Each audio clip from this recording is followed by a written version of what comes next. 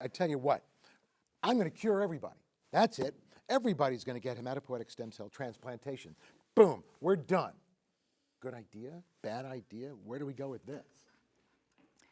I think in a select population, particularly in pediatrics, where most of the literature is right now, there's probably, what is it, maybe 2,000, 3,000, maybe more babies that have been, 2,000 that have been transplanted worldwide at this point? 1,000. 1,000 people have been transplanted with sickle cell disease. So it's a 95% survival rate and a 90% disease survival. If so you it's, have it's a match SIP, right? Yeah. right. So Under the age of 13. Let me hear these numbers. 90%, 95% survival, and of those that survive, 90% disease-free. Is it fair to use a very powerful word? Are these kids cured?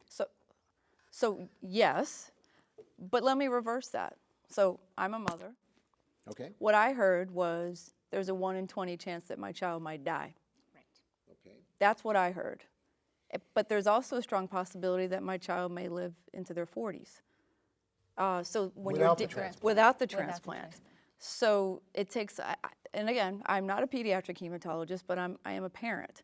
And that's what I hear. And I think that's the challenge when you're dealing with sickle cell disease, a so-called non-malignant disease, where the lifespan of the child in front of you is not easy to determine. You just can't see into the future. It's not like having a baby with leukemia. I don't know if you guys disagree with that. I don't agree with that. Okay. But I do agree with I think parents need to make their own decisions. But I do think it's a progressive bad disease. And if you had a full HLA match, which most people with sickle cell don't, those results come from when you have an HLA matched sibling and you have a young child and they have low risk factors.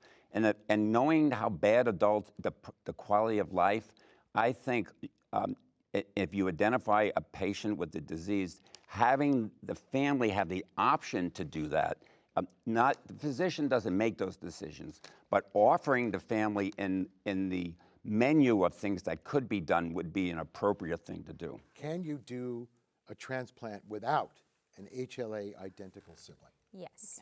But I'm assuming the risk is higher. And the results And are the not as failures good. are higher. Yes. So when would you consider that as an appropriate therapy? So for those, because the risk of rejection of graft versus host disease and mortality, because they're all higher, I have a very heart-to-heart conversation with my parents, and I say, go for it if you're willing to take the risk, because the risk of not having it is high enough. So for example, I've had a stroke, I'm about to have a second stroke and a third stroke. I've had those conversations. I had a patient who had 3 strokes, and he had brain revascularization, and he was on hydroxyurea and transfusions and aspirin, and he kept having micro strokes. And I said, you don't have a donor. You have to think here, he may have a fourth, and that may be it for this child. So they decided to go through the haplotransplant. Does that clinical scenario, where the child has had multiple strokes and multiple other comorbidities, put them at higher risk for the transplant? Probably, but the disease will probably be just as high. But where I was going is, would you wait for all of those complications or transplant earlier? The way I think about sickle cell disease, when I have discussions with my parents, I say, this is like a college fund. Your child is born, today you start putting money into this account. And putting money into this account for me is disease-modifying therapy. So I give all the information when they're born, right? Hydroxyurea early in life. If you need transfusions, we'll transfuse, and start thinking about curative treatments. To put this in the popular context, especially in somebody whose life expectancy is probably in the mid-40s for whatever reason, it's almost a Sophie's choice. How do you make this choice for your child? I personally, I have 3 children. If they get a hangnail, I fall apart. I don't understand how parents But we haven't even talked about fertility. That's right. Yes.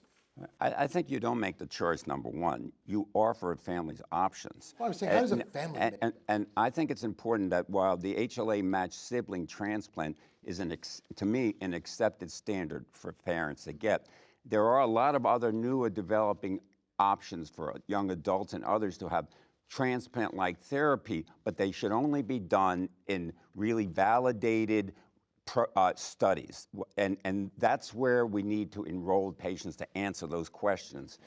And there are trials open, so if families are interested or knowledgeable, they should not be done in local areas by themselves. They should be part of a larger study to be able to answer the question.